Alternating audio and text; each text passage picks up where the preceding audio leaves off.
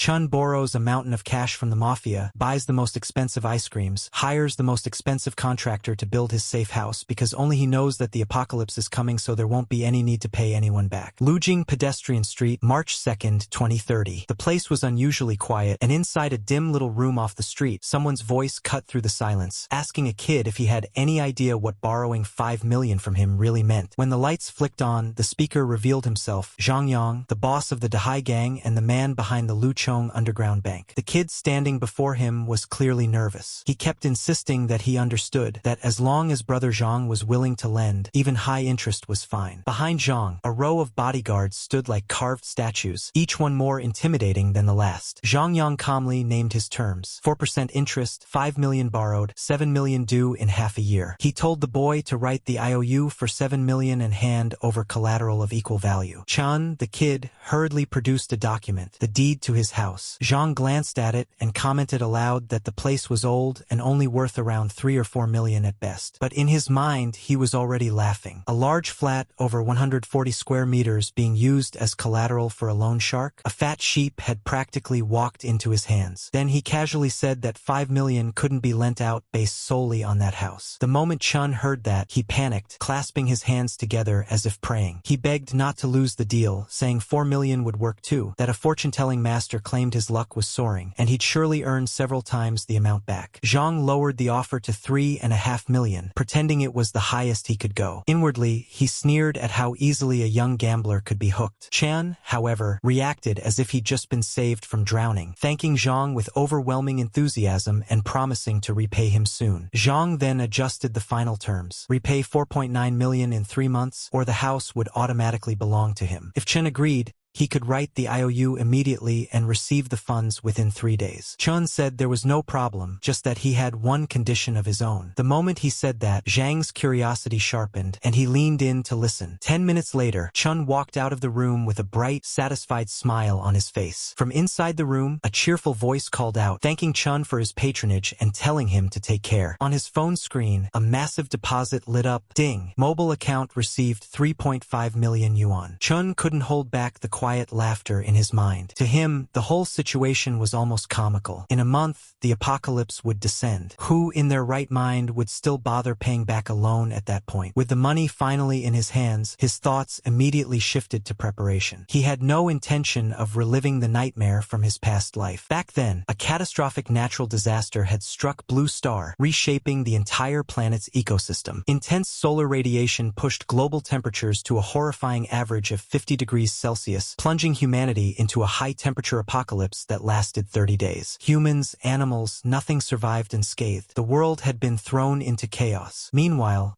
back in the underground bank, Zhang Yang was laughing to himself. To secure the money quickly, he'd even dared to raise the interest, and he felt no shame about it. In his eyes, gamblers hardly deserved a home. One of his men cautiously pointed out that Chen's house was worth over 4 million, yet they'd pushed it to 3.5, and Chen accepted instantly. Maybe it was a trap, but Zhang simply waved it off. He claimed he'd seen countless gamblers, people who would trade even their families for cash. What was a house to someone like that? He joked that the world was full of good people who paid extra interest without complaint. Chen, meanwhile, had his own private thoughts. He remembered all too vividly how he had once boasted, "You think you can scam me? I'm the man who borrowed from every loan shark in Luoyang in a single day. Interest rates? I laugh at them. Once the money's in my hands, don't even dream of getting it back." He knew exactly what was coming. After the apocalypse, the earth dried up, vegetation withered, creatures mutated, and society crumbled. Supplies became so scarce that people threw away whatever morals they had left just to secure a bit of food or water. Those who possessed resources were like kings. Even billionaires and celebrities ended up begging for a hot sausage or a sip of clean water. Those who failed to adapt were left to wander the dead streets until they met their miserable end. But this time was different. He had been reborn. He had foreknowledge. And before disaster arrived, there was still enough time. Time to prepare,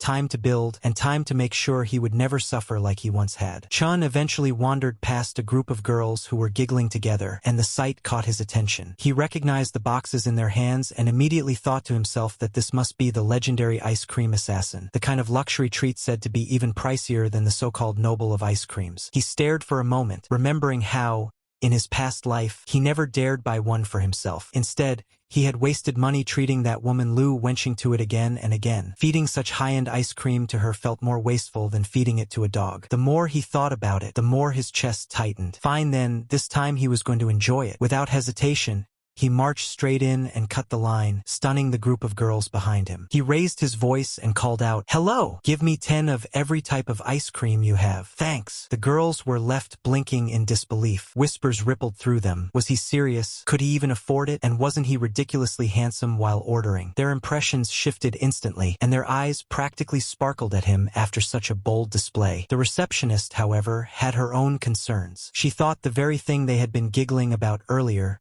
this ice cream assassin, wasn't cheap. And this handsome guy didn't look like someone from a wealthy family. She hesitantly asked again if he was serious, reminding him that 10 of each category would exceed 20,000 yuan. Chun simply kept a straight face. One of the girls clicked her tongue and mocked him outright, saying that with those shabby clothes, if he could really afford it, she would kowtow to him right there in public. Chun glanced at her calmly and asked whether she meant those words. She fired back, asking if he seriously expected her to kowtow to him and what level he thought he was to act so pretentious. Chen's smirk only widened. He told her he had tried to give her a way out, but she had insisted on jumping in herself. Now she was definitely kowtowing today. Even Jesus couldn't stop it. He declared that much with confidence. The girl sputtered in frustration, completely thrown off. Chun then turned back to the counter, still wearing that amused smirk, and told the staff to package all the ice cream by portion. He would take everything. He lifted his phone and showed the completed payment transaction. The receptionist nearly froze on the spot. After staring at the screen, she stammered that she needed to call the manager and asked him to wait a moment. The manager hurried out the moment he heard the commotion. Introducing himself as Fei Qi, he politely asked what Mr. Chen needed. Chun glanced around the store and casually told him to calculate the total cost of all the ice cream in the shop, adding that they didn't need to stay open for business today. Manager Fei froze for a second, then quickly checked his tablet. With a respectful bow, he asked Chun to wait a moment. Inside, however, his thoughts were spinning. Who exactly was this young master? With a single sentence, he had practically covered the store's entire monthly turnover. Despite the luxury prices, very few people actually bought these ice creams. Most customers only looked. When the calculations were done, Fei Qi reported that the items currently on display were worth about 70,000 yuan, and counting the inventory and storage, the total value reached around 1 million. Chun only smirked at the number. In his mind, it wasn't expensive at all. If the apocalypse was coming anyway, there was no harm in clearing out their entire inventory. Worst case, he could just stay home and eat ice cream during doomsday. He told Manager Fei he would transfer a deposit of 300,000 yuan first, then instructed him to deliver all the ice cream in storage to the address he provided. Manager Fei promised to handle everything personally. Chun then turned to the group of stunned girls and generously told them to choose whatever ice cream they wanted. The entire shop was on him today. Chaos immediately broke out. The girls squealed, gushed, and practically sparkled with excitement. One shrieked that it was amazing. Another declared that he was insanely rich. Another sighed that the more she looked at him, the more handsome he seemed. But Chun had one more thing to settle. He glanced at the girl who had mocked him earlier and calmly reminded her that the offer didn't apply to her. He was still waiting for her kowtow. The color drained from her face. Embarrassed and flustered, she stammered before finally bending as low as she could, wishing she had never opened her mouth in the first place. When everything was settled, the sun dipped toward the horizon, marking what had turned out to be a rather beautiful day for Chun. He sat on a bench, enjoying one of his newly acquired ice creams. As expected from an assassin, the taste and texture were phenomenal. He then took out a certain item, one that allowed anything stored inside to remain in perfect condition forever. That meant fresh ice cream anytime he wanted. With such a treasure, he thought even celebrities and young models could be summoned with a snap of his fingers. The thought alone made him grin. He hadn't expected it, but even his ability had been reborn with him. In his past life, abilities had only begun awakening one after another after the apocalyptic disaster struck. The fact that his had surfaced early this time was something he couldn't fully explain, but he knew one thing for certain: it would become his greatest trump card from now on. He let out a quiet sigh, thinking about how many tasks still lay ahead of him. Just as he was gathering his thoughts,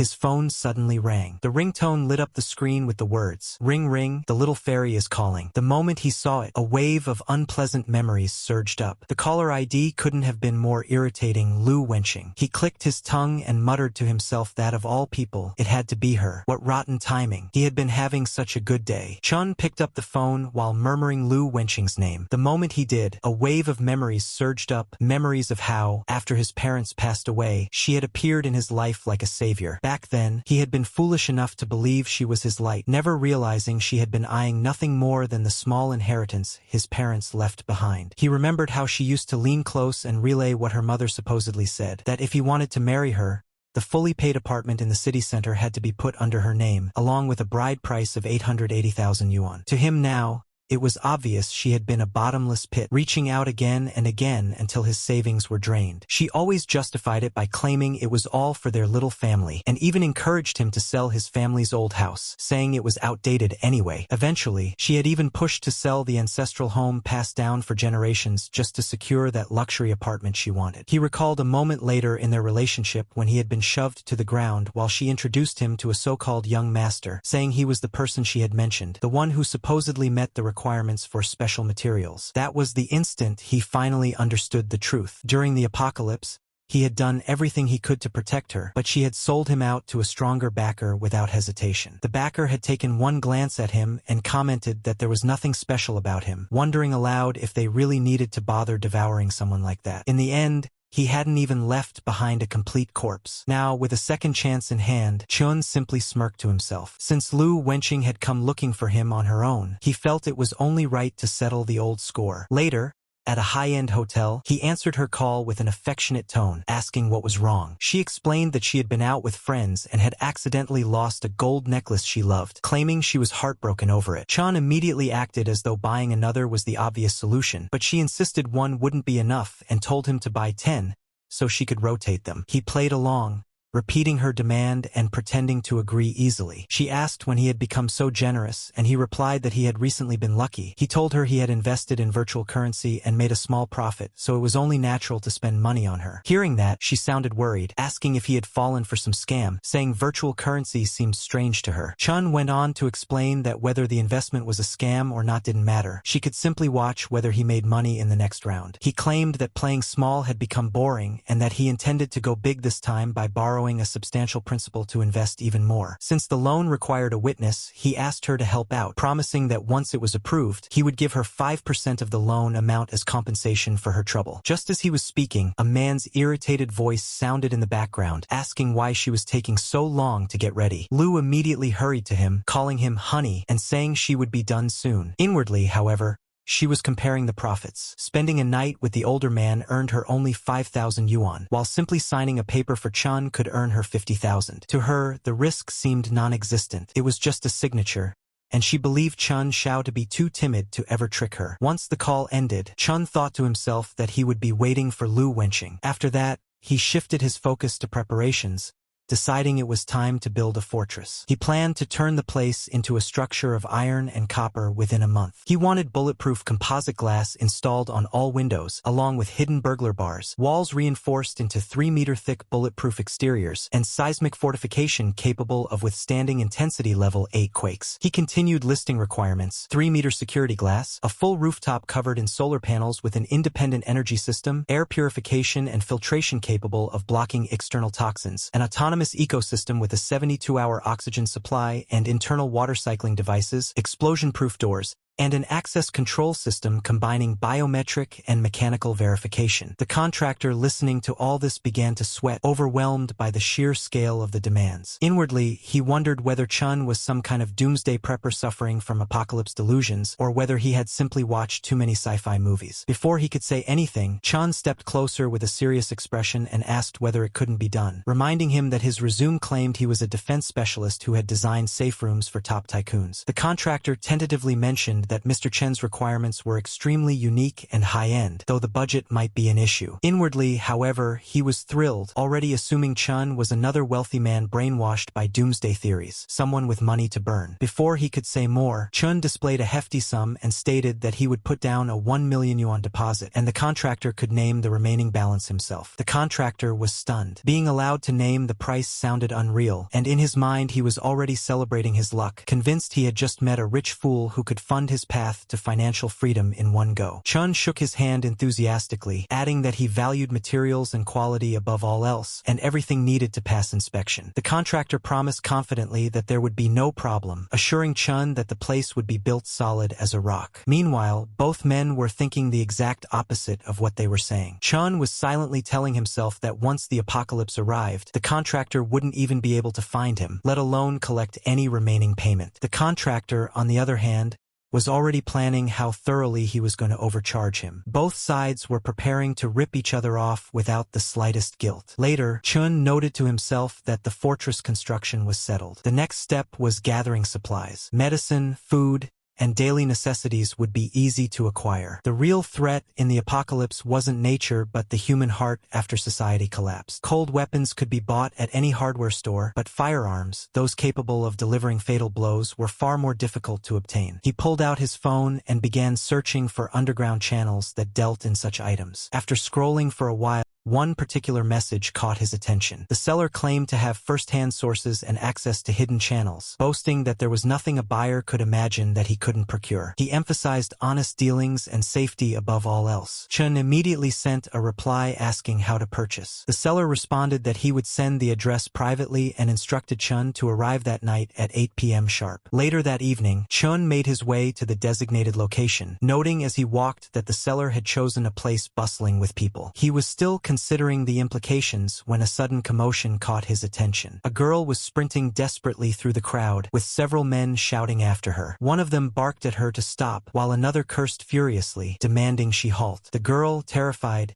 kept running. A moment later, she darted behind Chun as if seeking shelter. The pursuers grew even more agitated, one yelling that she should keep running if she dared, and another snarling that she must be tired of living to cheat someone in his territory. The girl pleaded for help, her voice trembling. Chun had originally intended to focus on his own plans for the night, but the moment he heard her voice and saw her face clearly, he froze. It was Lu Wenqing. He couldn't understand how she had ended up in a place like this. The sight left him momentarily stunned, unable to believe what he was seeing. One of the men managed to grab the girl and warn Chen not to come any closer. The girl was crying uncontrollably, and Chan, surprised, realized he recognized her. It was Li Yuyu, the top student goddess from his middle school days, the girl admired by countless boys. He couldn't understand how someone like her had ended up in such a situation. While he tried to process it, one of the thugs demanded that she hand over the money and said she shouldn't even think about leaving otherwise. She kept crying as more of the men gathered behind their leader, clearly waiting their turn. One of them suggested they stop wasting time. If she couldn't repay the money, she could pay in other ways instead, laughing crudely. Chen's expression darkened, and he ordered them to let her go. The thugs finally turned their attention to him. Their grip on the girl didn't loosen, and one of them, angrier than the rest, stepped forward with clenched fists, demanding to know where this reckless kid had come from. He mocked Chun for trying to play the hero and threatened to cripple him first. The moment he swung, Chun easily avoided the punch, grabbed the man's arm, and twisted it until the thug cried out in pain. Then, with a single strike to the face, Chun sent him flying. Dust and smoke rose around them as Chun stood there, unfazed. Inwardly, he noted with surprise that the strange system assisting him was something he had never possessed in his previous life. Li Yuyu also recognized him, calling out his name in disbelief. But the man still restraining her tightened his hold and warned Chun not to move or he would kill her. Before the threat even finished leaving his mouth, Chun hurled a stone straight at the man's forehead, knocking him backward. The remaining thugs hesitated, suddenly intimidated. A moment later, another young man rushed into the scene, scolding them loudly for ganging up on a girl and asking where their shame had gone. The thugs instantly cursed at him for interfering and charged. Chun and the newcomer fought side by side without needing to exchange a single word. When someone attacked from the front, Chun took him down with a punch. When someone tried to ambush from behind, the other guy blocked and countered. One by one, the punks collapsed, and even when they were down, Chun made sure to kick them away to keep them from getting up again. When the last of them fell, Chun gave a cold command for them to scram. At that moment, a notification echoed in his mind. Fear plus +1, panic +1, severe pain +1, despair +1, humiliation +1. Negative emotion value exceeded 10 for the first time. Spatial expansion authority unlocked. While the punks stumbled away in fear, another prompt echoed in Chen's mind, reminding him to harvest diligently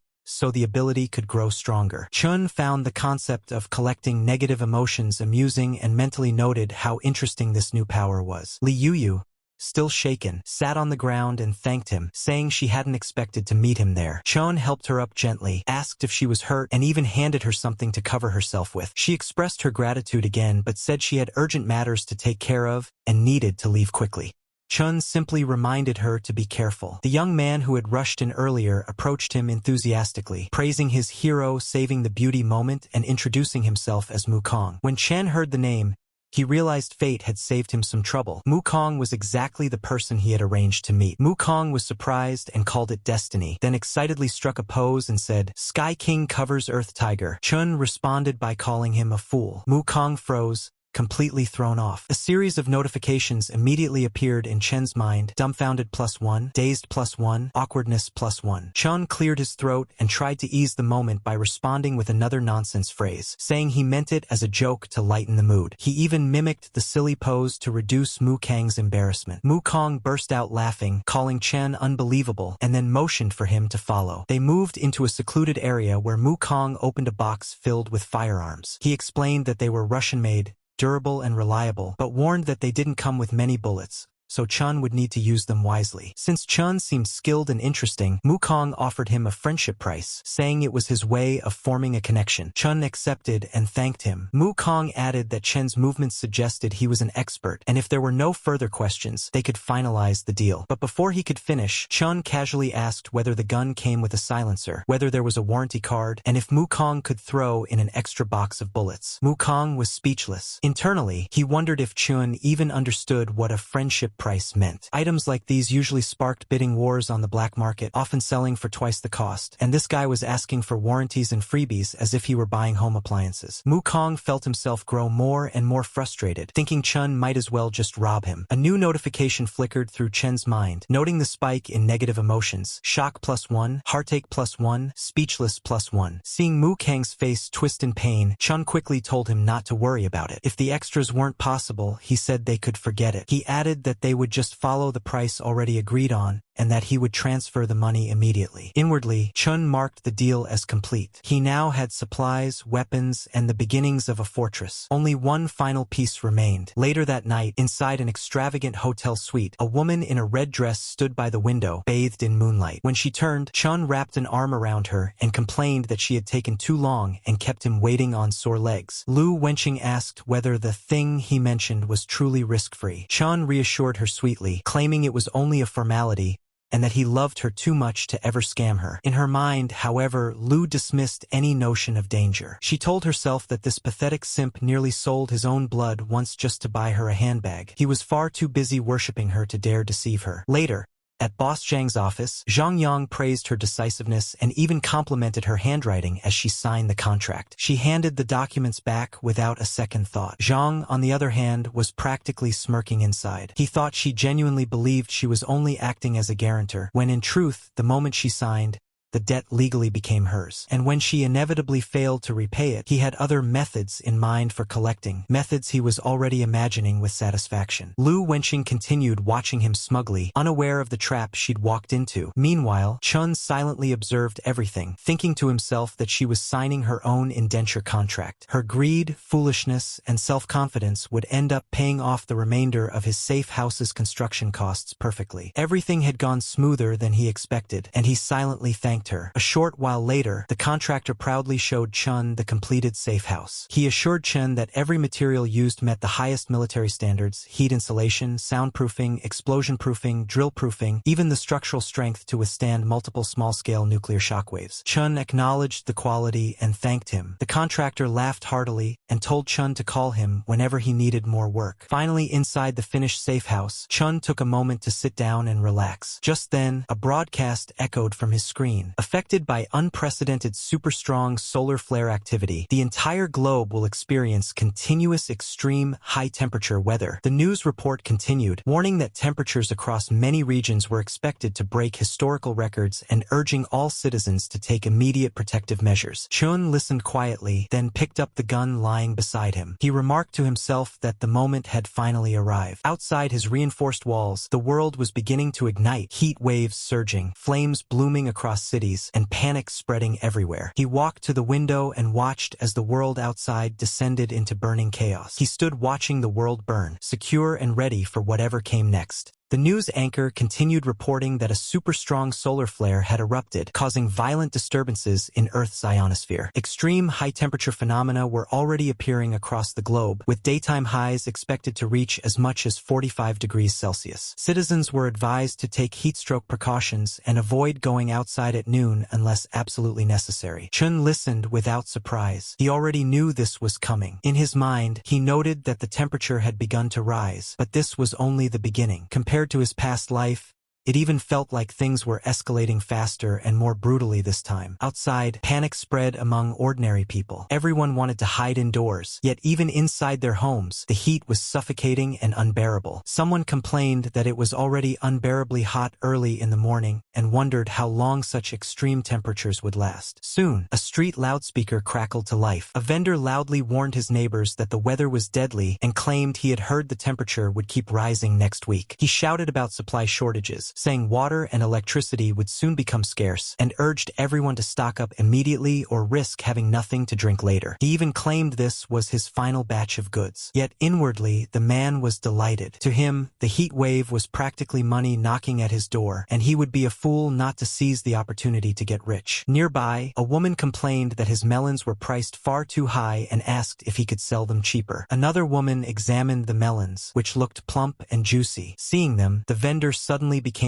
overly enthusiastic, praising their beauty and eagerly approaching them. He boasted about how sweet the melons were and offered to cut one open for a taste. If they bought two, he promised a discount and even threw in a free pack of tissues. The women listened cautiously, growing increasingly uncomfortable as the man leaned in closer and became overly familiar. He pushed his melons toward them, even hinting that if the nights stayed hot, they could come by his place to cool off. Nervous, one of the women backed away and quickly said they would just buy one. But the vendor refused to give up, stepping closer again and urging them to buy more and stock up, insisting that with weather like this, no one could guarantee there would be anything left to sell tomorrow. A few more people soon gathered around the stall. Among them was an elderly man who politely asked whether the boss could sell the water a little cheaper. The moment the vendor saw him, his expression turned ugly. He snapped that his was a small business and that there would be absolutely no bargaining, clearly eager to chase the old man away. Chun stood nearby, watching the scene unfold, and immediately recognized the man. He inwardly clicked his tongue, realizing it was Li Dafu. Memories from his past life surfaced instantly. This man had once made his life miserable. Back then, Li Dafu had loved shouting in public, accusing him of stealing and calling people over to watch, even when Chun had only tried to pick up something that had fallen and return it. Chun remembered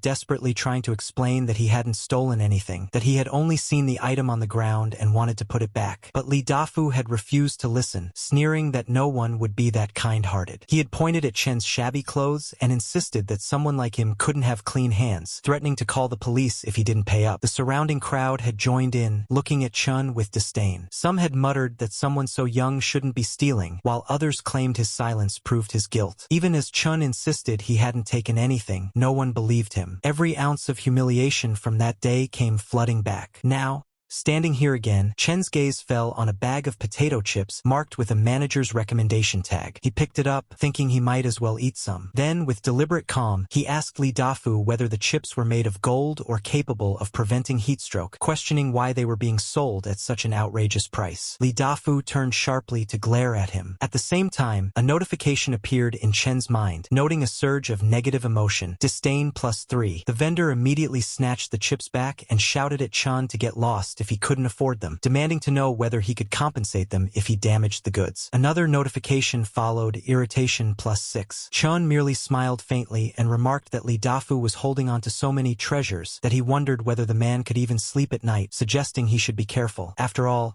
things had a way of getting stolen. Boss Lee suddenly felt as if he'd been cursed and flew into a rage, demanding to know who Chun was trying to hex. He threatened to beat him up, sneering that the heat must have fried his brain. Chun, however, calmly told him to settle down and casually asked whether he'd been suffering lately from insomnia, vivid dreams, weakness, and night sweats. That question caught Boss Lee off guard. He muttered that he did have some of those symptoms and even wondered if there might be a feng shui issue with his warehouse. Chun hushed him confidently, saying he'd known it all along and pointing out that Boss Lee's yin tang looked dark. He explained that it was a typical case of deficiency. That was enough to completely set Boss Lee off. He cursed Chun back, shouting that Chun and his entire family were the ones with deficiencies and swung a fist at him. Chun easily dodged the punch. He casually picked up a lollipop, popped it into his mouth, and advised Boss Lee to take better care of his health. He warned that excessive anger damaged the body, especially someone in Boss Lee's condition. As he spoke, he tossed a few coins onto the ground and coldly remarked that if Boss Lee didn't pay attention, he might die young. He then turned away, savoring the sweetness of the lollipop, leaving Boss Lee staring at the money on the ground. A notification immediately rang out in Chen's mind, detected strong negative emotion, anger +20. As night fell, a stray cat passed through the streets with something clutched in its mouth. Inside his safe house, Chen gazed at the night sky and reflected on his past life, remembering how he had swallowed his anger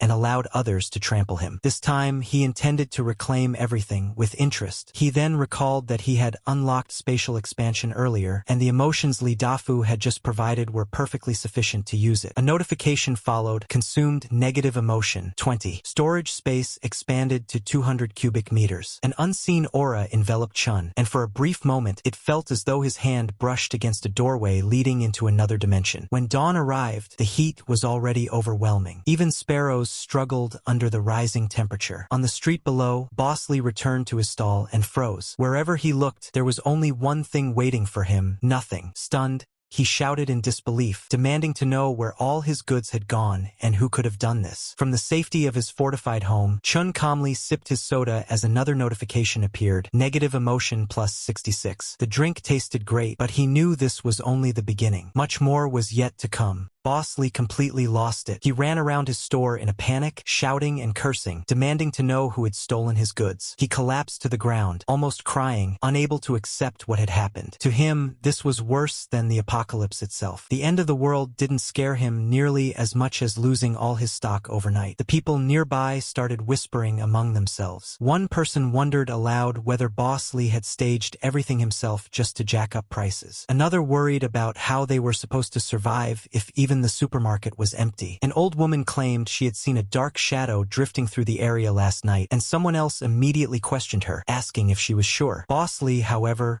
refused to believe any of it. He shouted that it was impossible, that there was no such thing as ghosts. But even as he yelled, notifications silently stacked up in Chen's mind. Strong negative emotion detected. Anger +12, fear +3, suspicion +4. Chan stood nearby, watching everything unfold like a spectator at a show. He casually ate his snacks, finding that snacks tasted especially good when paired with other people's suffering. With a faint smile, he commented to himself that Li Dafu's emotional output was impressively stable. As he reached into the bag again, he deliberately let the packaging show. The moment Boss Lee saw it, his eyes nearly popped out of their sockets. He screamed that those were his goods and charged forward like a madman. Chun calmly raised the bag and asked whether the chips were made of gold or somehow able to prevent heatstroke, since they were being sold at such an outrageous price. Boss Lee immediately recognized him and roared in fury. Chun continued casually, asking if Boss Lee could really sleep peacefully while hoarding so many treasures, warning him to be careful or thieves might target him. Boss Lee finally snapped, grabbing at Chan and demanding to know where he got the chips, accusing him of theft while shaking with rage. Chun took a step back, pretending to be startled, and calmly reminded him that accusations required evidence. He even pointed out how strange it was that the entire supermarket was empty now, not even a single snack left behind. Then, with an almost innocent tone, he offered the half-eaten bag in his hand, asking if Boss Lee would like it. Boss Lee stood there trembling, his face pale with fury and disbelief, completely completely at a loss for words. Boss Lee exploded in anger, shouting that Chun had cursed him and that now all his goods were gone. He accused Chun of being the thief and demanded an explanation. In his mind, even if Chun hadn't actually stolen anything, he could still squeeze something out of him to make up for the loss. At the very least, he could use him as a scapegoat. Another notification quietly appeared in Chen's vision. Strong negative emotion detected. Anger plus 18. Chun, however,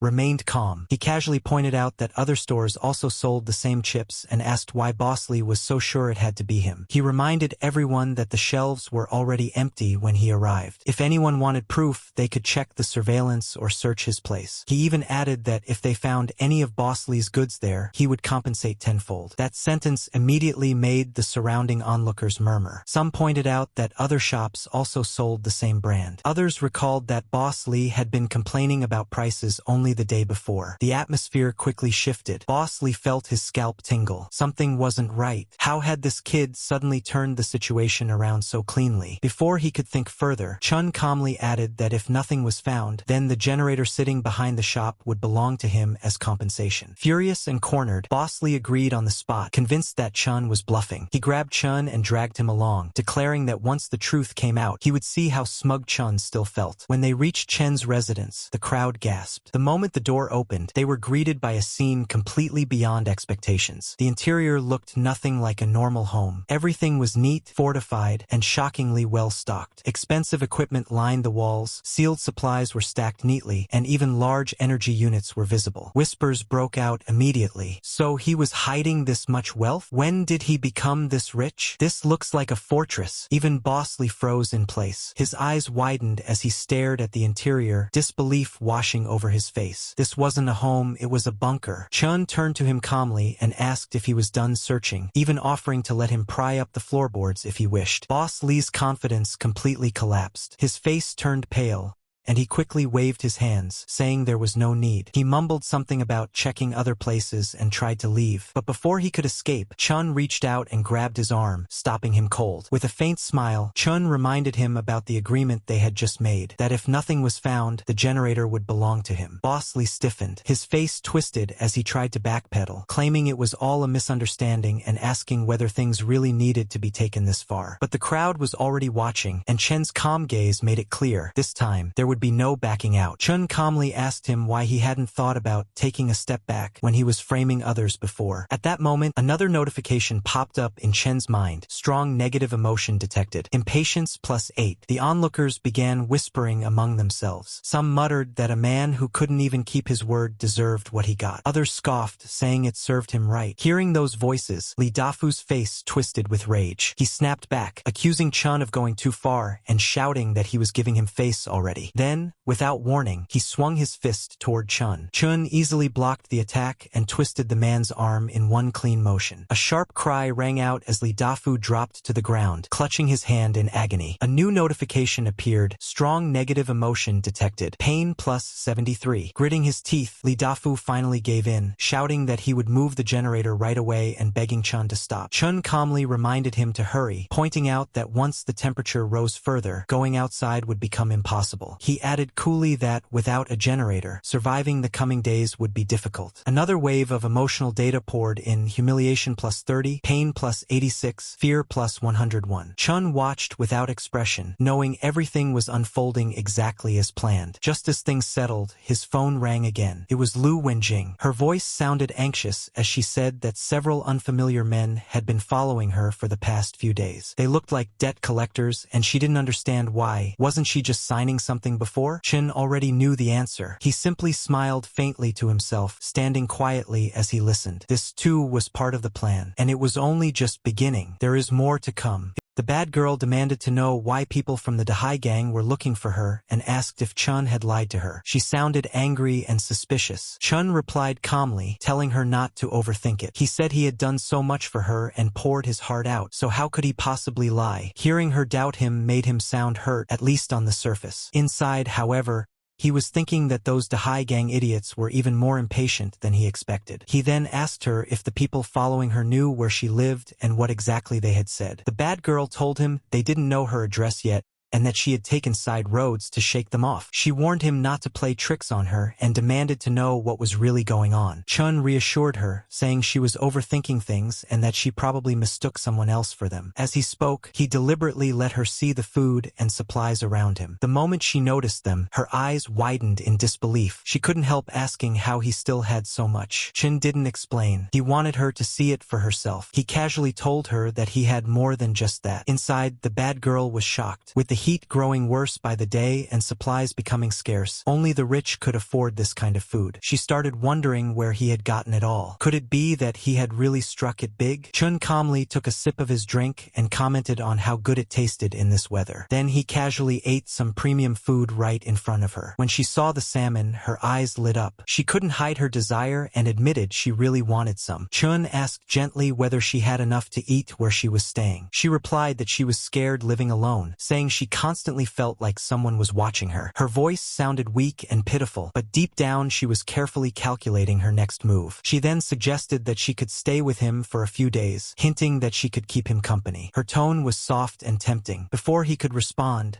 she ended the call. Chun lowered his phone slowly, a faint smile forming on his face. Hook, line, and sinker. Lu Wanjing, you really are too cheap. Chun called her back and told her that the weather was only going to get hotter. He reminded her that she had always said a girl shouldn't casually give out her address, acting all mysterious and refusing to let him visit. Now, though, he told her to send the address over. He said he would go pick her up later, once the temperature dropped a bit. The bad girl immediately changed her attitude. She said that times were different now, that the situation was special. Since he was her boyfriend, who else could she rely on if not him? She quickly sent over the address and told him to come get her. Chun told her to stay put and not wander around, reminding her to be good and wait for him. After hanging up, the bad girl smirked to herself. In her heart, she thought that a simp would always be a simp. Give him a bit of sweetness and he would come running, tail wagging. Meanwhile, Chin already understood everything perfectly. He thought about how she used to act all high and mighty, never letting him even step inside her community. Now, just for a bit of food, she was willingly handing over her address. The contrast almost made him laugh. He put his phone down just as a knock sounded at the door. A woman's voice called out, asking if she could come in. It was Auntie Wong from next door. He opened the door slightly, and she immediately started complaining that her air conditioner had broken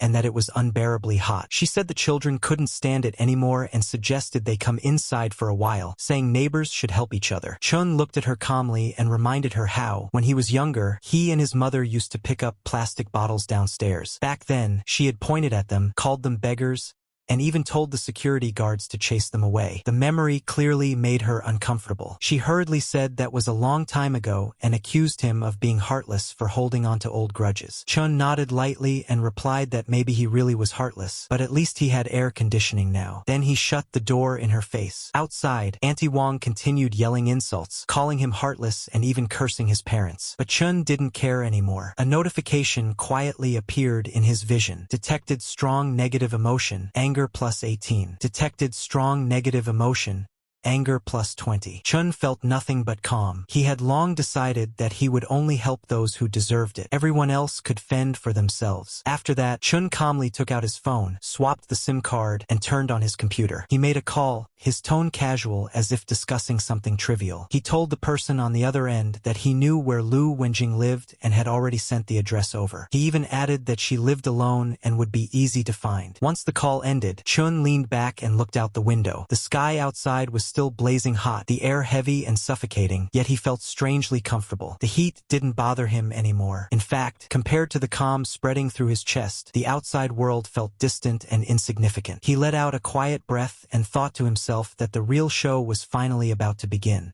The bad girl was looking in the mirror, admiring her own beauty and feeding her ego. She thought about how soon she'd be able to move into Chun Jiao's air-conditioned room. She reminisced about the kind of life he would give her and thought that only a carefree life like that was worthy of her. She kept daydreaming, completely enjoying herself. Later, she lit one up and continued checking out her belongings. Suddenly, loud knocking started at the door. She went to open it, saying that they were early, while thinking to herself that he really was a qualified simp, always so eager. But the person standing there was not who she expected. And it wasn't just one person. There were several of them. She immediately asked why they were here and how they knew where she lived. Before she could react, one of the men pushed her aside and said that the money owed to the Dahai gang was due today. She quickly replied that the money was borrowed by Chen Jiao, and that he was the one who tricked her into signing, telling them to go find him instead. The man calmly pulled out the contract and said it was signed clearly in black and white, and whoever signed it had to pay. No excuses. At that moment, she finally understood. The man she once thought was a brainless simp had already woken up and started using his head. The goon then told the others to search the place and take anything valuable. As they began rummaging through her things, she tried to stop them, but they shoved her aside. She cried out that she was calling Chen Jiao and that he would be here soon. One of the men ignored her and casually sat down on the couch, looking around at her jewelry. Seeing them touch her things made her panic. She didn't want to lose any of it. The goon looked over the items and said that this little amount wasn't even enough to cover the interest. He added that his brothers had come all this way in the heat and couldn't leave empty-handed. She desperately tried to stop them again, saying the money was with Chen Jiao, not her. The goon smirks as the woman says that he also has a lot of supplies and is coming to pick her up soon. She tells them to wait for him and then ask him for the money. But when she tries to call, all she hears is a cold, automated voice saying that the number she dialed is currently unavailable. She freezes for a moment, unable to believe what's happening. She tries again, panic rising, only to hear the same message again. No matter how many times she calls, no one answers. Her breathing grows heavy, sweat forming on her face as her expression slowly darkens. She wonders how this could be happening. She insists that he must be busy and didn't hear the phone, saying she'll call again right away. But the goon snatches the phone away and tells her she's really stupid. He says she actually believed that guy would pay for her and that it's obvious he sold her out. He adds that the man never planned to pay anything back from the start. At that moment, the bad girl finally realizes the truth. The one she thought was a fool was never a fool at all. This time, she was the one being played. She weakly asks what he's talking about. The goon tells her to shut up and stop struggling. She cries and tells them to let her go, saying they should go find Chen Jiao instead, because he's the one with the money and supplies. But the goon ignores her and drags her away. No matter how much she screams, no one comes to help her. This time, there's no one left to save her. All the bad things she once did to others are finally coming back to her. Meanwhile, Chen Jiao is calmly enjoying his drinks, while his phone keeps ringing beside him. He doesn't bother answering. In his mind, he thinks that Lu Wanjing should get a proper taste of the apocalypse. As night falls and people hide indoors to escape the heat, the goon drags the crying woman away. He asks her again what good things Chen Jiao has at his place. She tells him he has air conditioning, cold drinks, and plenty of food. She says that's where everything is and that she really has nothing left. Hearing this, the goon's eyes light up. He thinks to himself that this sounds like a big catch. Then he tells the others it's time to go. As they leave, the woman glares in rage and thinks about Chen Jiao, cursing him in her heart and wishing him a horrible death. She is about to begin her own revenge plot. In the night, a lot of people were moving around really hurriedly with a lot of weapons in their hands. A voice says, right this way, that little beast Chen Jiao lives right here. At his home, the AC is on 24 hours a day and he has plenty to eat and drink. Another says that he is also extremely stingy and won't even share a sip of water with them. The auntie who previously came for that AC is really angry and frustrated with him and now wants to get back at him with these mafia boys. The mafia boys are also happy as they follow her. The leader of them says that old hag, you led the way well. Once they get the stuff, there will be plenty of benefits for her, so she can rest assured about the service she is doing. The hag says, oh my, thank you, Brother Zeng. He is truly generous. No wonder he could become a big boss. He is way too amazing,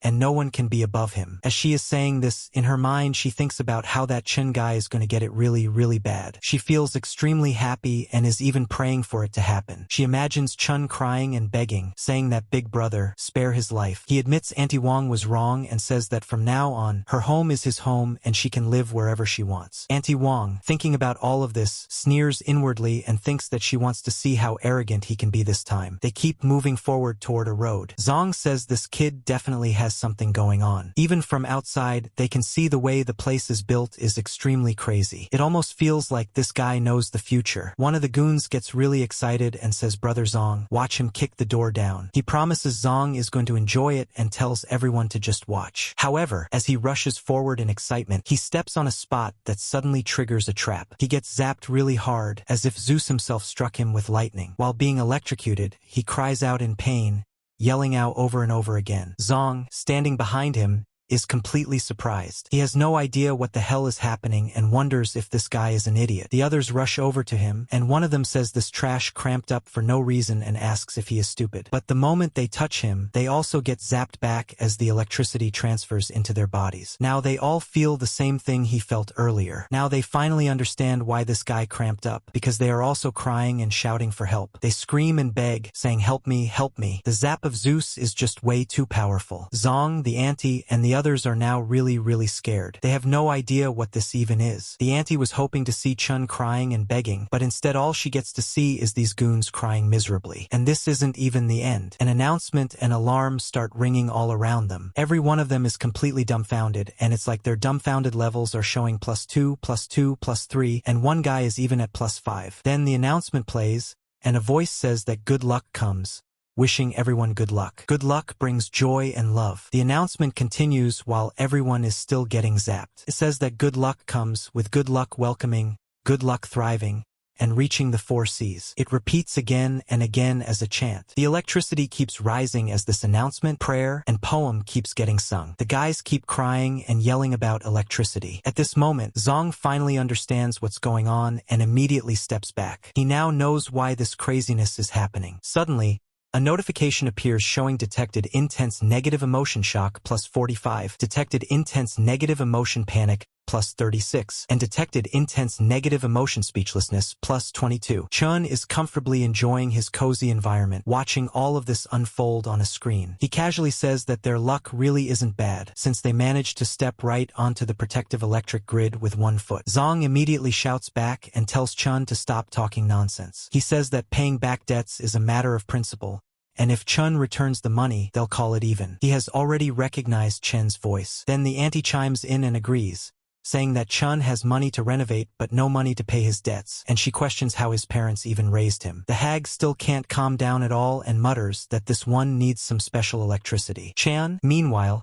is leisurely eating his ice cream, watching everything while resting his foot on the table near the keyboard. He calmly tells brother Zhang that the market price of his apartment is 4 million, which is more than enough to offset the 3.5 million debt. Then he continues through the speaker, saying that as for Lu Wenqing's debt, they should go find her instead, because it has nothing to do with him. After hearing this, Zong is extremely furious. In his mind, he thinks that right now supplies are king and everything else is nonsense. At the same time, Chen's voice comes through, and he says brother Zhang should understand that a wise man submits to circumstances. He says that while he is in a good mood, they should part on good terms. He warns that if they keep looking for trouble, he won't be this polite anymore. After saying that, he presses the red button. The electricity instantly increases, and the goons start crying and screaming. They shout that it hurts, that they can't hold on anymore, and beg their boss for help. They are clearly suffering badly. Then the notification pops up, saying detected intense negative emotion pain +63, and detected intense negative emotion despair +77. Zong is truly scared now. He has no idea what kind of thing he has run into, so he chooses to retreat. While running away, he shouts that Chun Xiao should just wait, because the Dahai gang won't let him off, even though they are fleeing like cowards. Another notification appears, saying detected intense negative emotion anger +78. As the gang escapes, the auntie becomes the next target. She is terrified and left all alone, standing there and staring at the apartment. The surroundings turn red as the environment grows more intense, and she has no idea what to do next. Her dream of seeing Chun Xiao beg and cry remains just a dream. As the temperature rises to 52 degrees Celsius, the whole area becomes deserted. No one wants to go outside anymore. For Chun, however, everything inside is cool and refreshing. He is enjoying life even more than before and casually watches TV. On the screen, the news anchor says that recently, cases of death from heat stroke have appeared in many places, and citizens are advised to avoid going out as much as possible. Suddenly, his phone vibrates with notifications. When Chun checks it, he sees Auntie Wang going crazy in the comments, accusing him of not being human and saying that he has food, drinks, and AC while just watching the elderly and children die from the heat. Another comment from a shopkeeper boss calls him selfish and says he isn't fit to be a neighbor. Another says that in extraordinary times, resources must be shared, otherwise he is a murderer. Another claims they are about to die from the heat and asks if he has no shame. Yet another demands that Chun Xiao come out and give everyone an explanation. Chun calmly drinks his cold beverage and keeps swiping through the notifications. Then another system notification appears,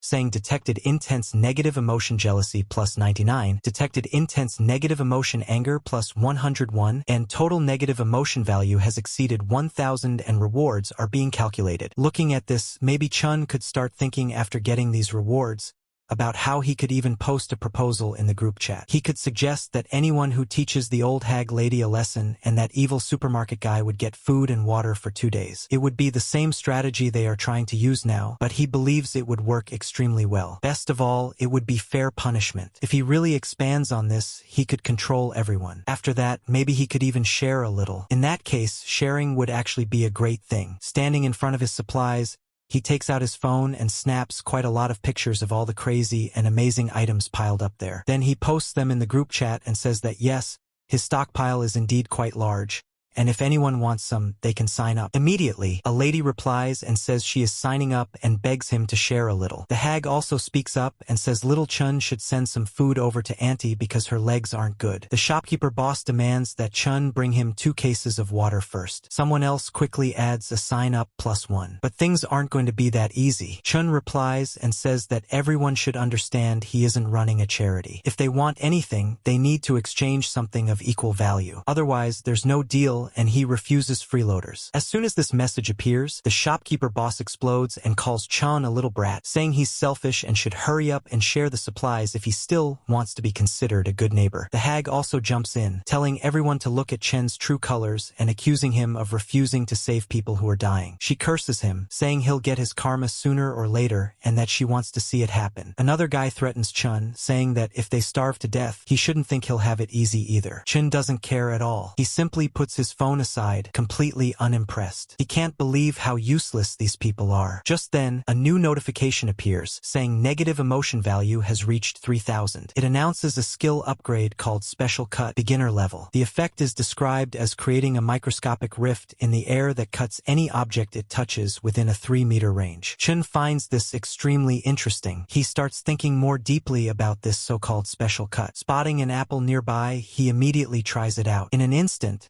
the apple is sliced cleanly in half without any effort at all. The effect is crazy. Chun says this is getting interesting. He never thought he would get something this powerful, but it's absolutely cool. He realizes he could even use it against those mafia guys if they keep hounding him too much. Outside, only a few cars are still running. Then a woman named Lu steps out of one of them. She's wearing a really flashy and nice dress, but appearances can be deceiving. She's the kind of bad woman people should stay away from, no matter how good she looks. Looking at her too much might even make someone like her more, which is dangerous. Unless someone thinks they can fix her, it's better not to get involved at all. There's also another person in the car. He's still thinking about ways to get back at Chun. He steps out as well and asks little Zong if the Chun Xiao he mentioned lives here. Zong says yes, it's in the innermost building. As he reports this to his boss, the boss turns to Lu and asks if Chun Xiao used to be her man. He says that he's leading a team to raid Chun Xiao's home and asks if she'll feel heartache over it. After hearing this, Lu looks shocked at first, then immediately reassures him. She says that right now, her heart only has him in it and there's no space for anyone else. She tells him he's the best and the only one she could have ever wanted. She also adds that as for Chun Xiao, he's nothing but a useless piece of trash. But deep down, she's thinking to herself that tonight is Chun Xiao's end. She wants him completely finished today. She even feels ready to cling to this man harder and push him to act faster, just to make sure Chun Xiao is dealt with. As they move forward together, the shopkeeper suddenly runs over and eagerly asks if Big Brother is here for Chun Xiao. He explains that they're homeowners in this complex and says they're willing to help teach Chun Xiao a lesson. Another man behind him quickly agrees and says they know the area well. He offers to help block Chun Xiao's escape route if he tries to run. The boss nods and says that if they help catch Chun Xiao, he'll share some of the supplies from Chun Xiao's room with them. The shopkeeper immediately gets even more excited and thanks him enthusiastically. He urges the boss to follow him, saying they know a shortcut. He's extremely eager and wants Chun Xiao to get what he deserves as soon as possible, helping in every way he can. Around them, other people also start trying to grab whatever they can. Anyone who tries to stop them gets beaten back. No one wants to share anymore. Everyone just wants everything for themselves. As the mafia boss and the shopkeeper move through the area, the shopkeeper suddenly points ahead and nervously says that this is his home and that they're on the same side. The boss coldly replies that it doesn't matter. He says that from now on, the whole building belongs to Lu. The hag immediately explodes in anger and says they can't do this, insisting they never provoked them. She can't believe that she only wanted all of this to happen to Chen Xiao, not to herself. But these are mafia guys, and they don't care at all. They have power and people backing them, so they simply take whatever they want. The shopkeeper finally panics and collapses into regret. He admits that he was wrong and that he shouldn't have been greedy for those scraps. Now everything is gone, and even his way to survive has disappeared. He sees the hag getting beaten by the goons, and the others are also lying helpless on the ground. He keeps shouting that he was truly blind and wonders how he could ever trust a bunch of beasts like them. At this point, there's nothing that can be done. The mafia guys gather together with their swords, their boss standing at the front and that bad girl right beside him. The bad girl has already gotten what she wanted, and now she only wants revenge. As they all stare at the building from outside, something suddenly crashes down. From inside, Chen Xiao throws a couch straight onto the ground below. While casually enjoying his meal, he looks down and asks if everyone is looking for him. He looks like he's having a great time. The boss sneers and says that death is already imminent, yet Chun is still putting on a show. He tells Chun to hand over the supplies, and he'll at least leave his body intact. The bad girl stands beside him, watching closely to see what happens next. Chun remains calm. He slowly wipes his mouth with a cloth and says that didn't their parents teach them basic manners. He says it's extremely rude to disturb someone while they're eating and asks if these goons can't even manage something that simple. That completely sets the boss off. He curses and orders everyone to beat Chun as much as they want. The goons rush forward all at once, but Chun easily dodges the punches while still holding his plate. His balance is ridiculously good. One guy lunges at him, and Chun grabs his head and slams it straight into the ground. Another man charges in with a huge weapon, swinging it wildly. Chun dodges the swing and kicks him hard, leaving the guy wondering what just happened. Then another attacker comes from behind with an axe and tries to strike Chen Xiao. Chun thinks to himself if they're really forcing him to use spatial segmentation now. He steadies himself and prepares. Suddenly, a bottle flies forward toward the boss and the bad girl. They look at it in confusion, and in the next moment, thick smoke fills the area. Turns out to be a smoke grenade. The boss starts coughing and shouting that it's tear gas. He yells that this kid has a helper and orders everyone to retreat immediately. The group panics and scrambles around. Even Chun Xiao looks a bit confused by this sudden development. In the chaos, the axe guy misses his strike and drops his weapon onto the ground. Then another voice speaks up, saying that the trouble Chen stirred up isn't small at all. He adds that Chen's skills are actually pretty impressive. Chun looks toward him and says he only wants to know one thing, asking why he's here. The man replies that it's about guns. He asks if Chun still wants them and says he has good goods available. He makes it clear that he just wants to keep the deal going and doesn't want trouble with weapons or business. In his eyes, this place is exactly where his weapons would be needed the most. What will happen next? Subscribe right now and turn on all the notifications to not miss any of it.